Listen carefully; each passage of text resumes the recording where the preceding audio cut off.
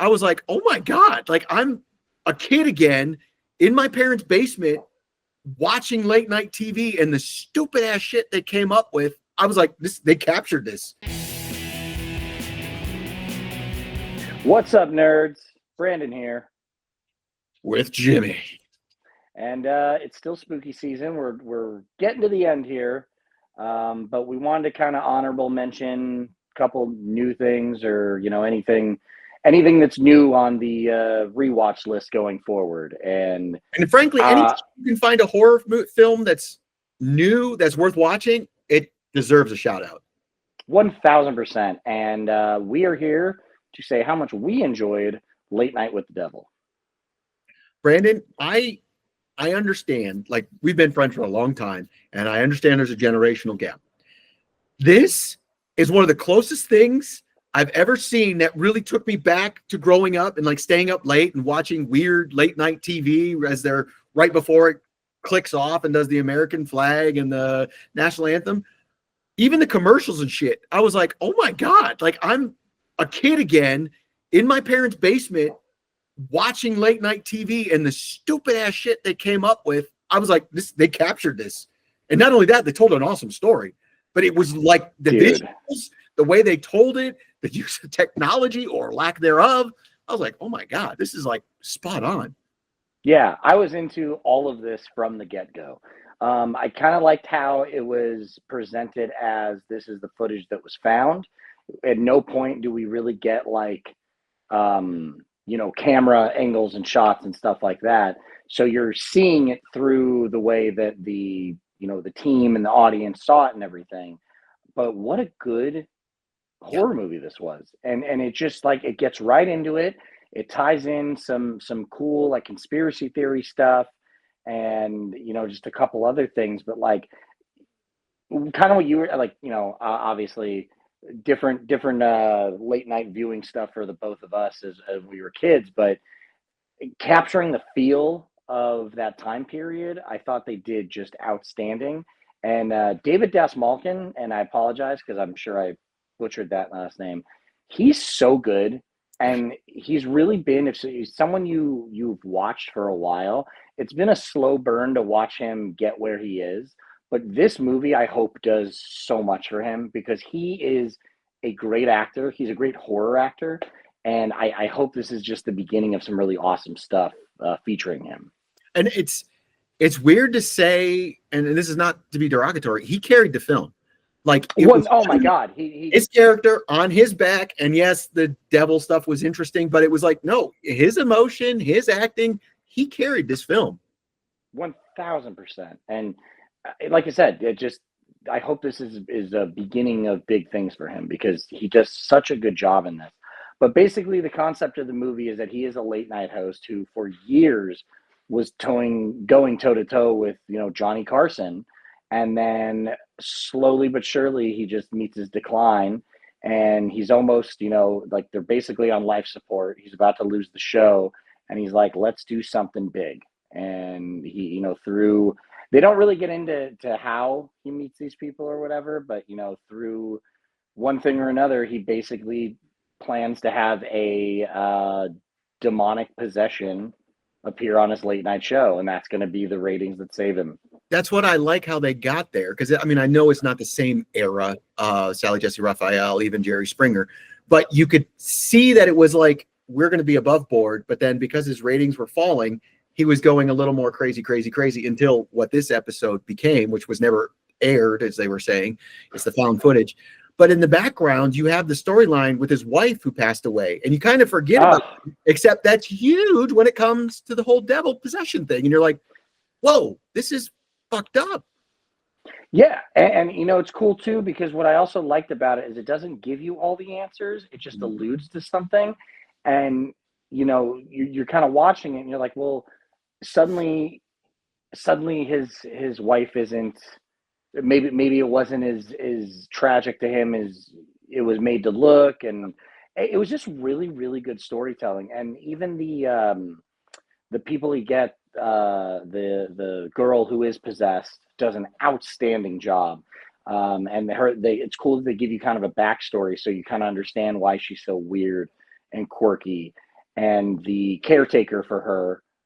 The two of them, oh my god, Well, and outstanding that's what's the whole great time. about the story is before you have like it wasn't a magician, it was just like a psychic or somebody like A psychic, and you this could is tell the like he's era. floundering, and it's kind of This is literally funny. the And era, 70s and 80s, where Dungeons and Dragons was seen as demonic and heavy metal. Oh my gosh. And so like you have a psychic, and then we talked about this was totally killer with the psychic stones. It's like people are fascinated by this crap.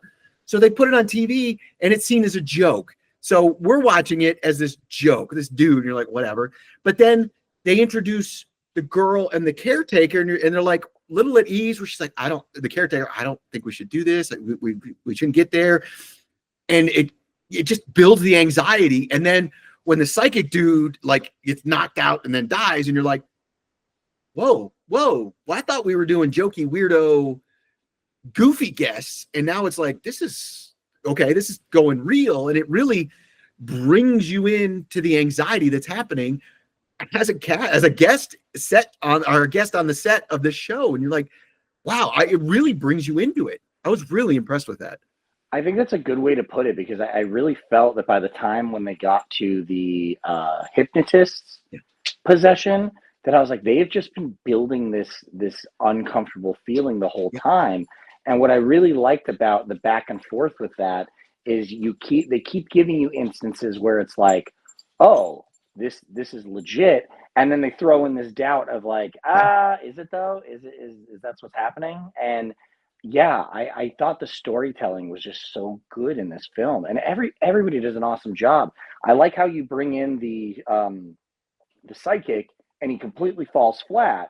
So you're just already setting up like what you think's going to be happening, and then right before he leaves, he has that moment with the mother and the daughter, and then the black bile, and I was like, holy crap, like this is insane. Yeah, like you But think yeah, like this is, again, it's hard to say because we have the internet and you can disprove so many things nowadays, even though some people don't even want that. But you have so many more truths than you did back then. So you would see these things, you're like, oh my God, a real psychic. And then you'd see them like totally miss everything. You'd be like, and it's like, oh, so none of it's all bullshit. yeah, bullshit. And then you'd see like, if this was really happening, you see the possession come on screen, like, well, that's a cool actress, whatever. But to see it sort of behind the scenes, found footage and all that, you're like, it really amped up the anxiety and the feeling that we were there watching this happen and unfold.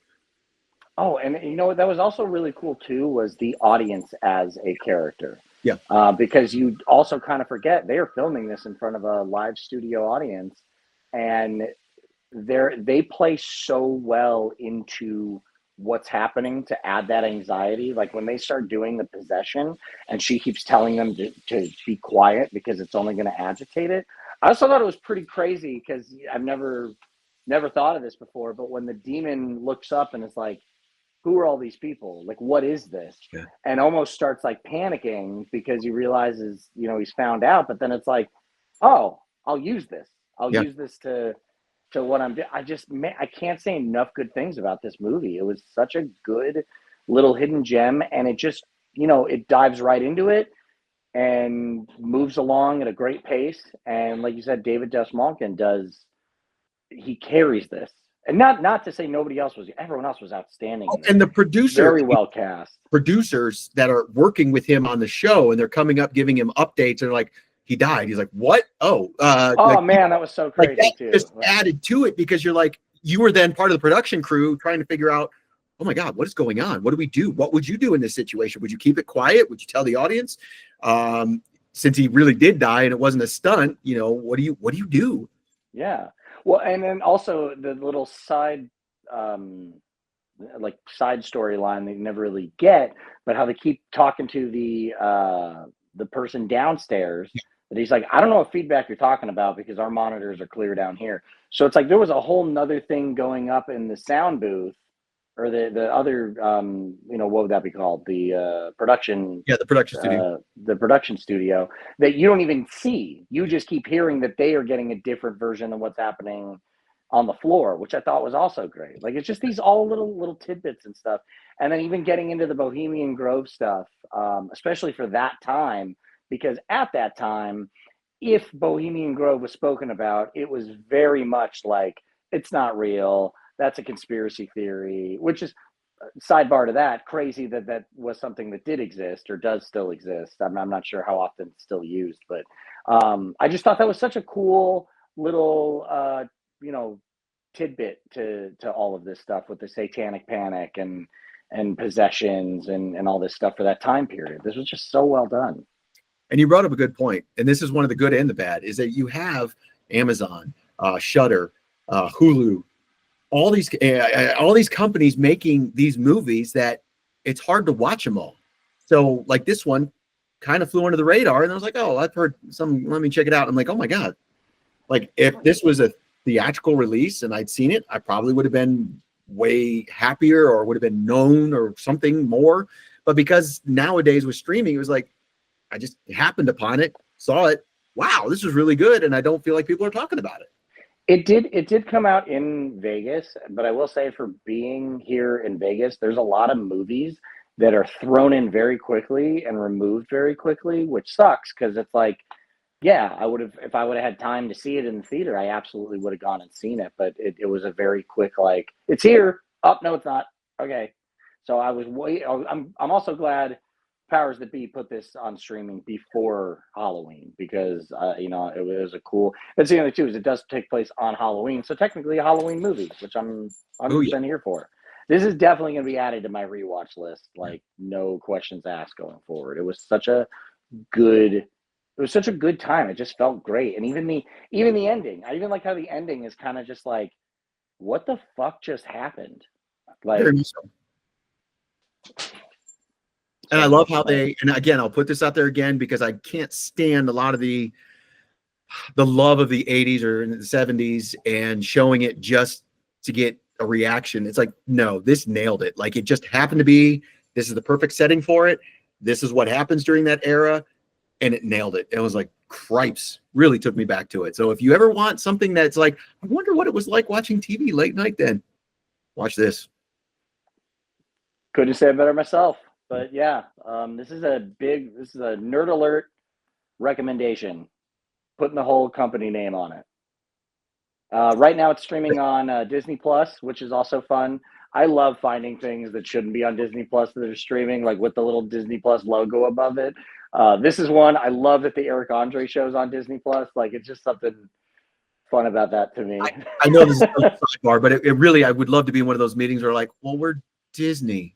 Do you think we should put this on here? It's like, 1,000%. Motherfucker, we own Deadpool, we own Logan, we own Dimension Films, we own Michael Myers. We're gonna put it all on there. Like, throw it on there. But we're Disney. But we Fox, nope. We all sorts of things. We are multi-dimensional now. Ha ha ha. And now Alien is a Disney princess. Dude, the Alien Queen. Yes, the Alien is a Disney princess. I'm here for that.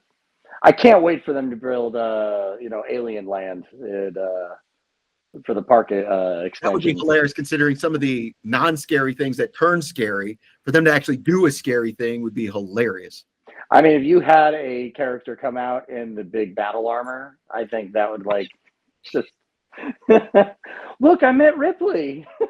Exactly. Well, thank you guys for watching. If there's any other movies that came out this year that you definitely think we need to add to this list, let us know in the comments and we'll check those out as well.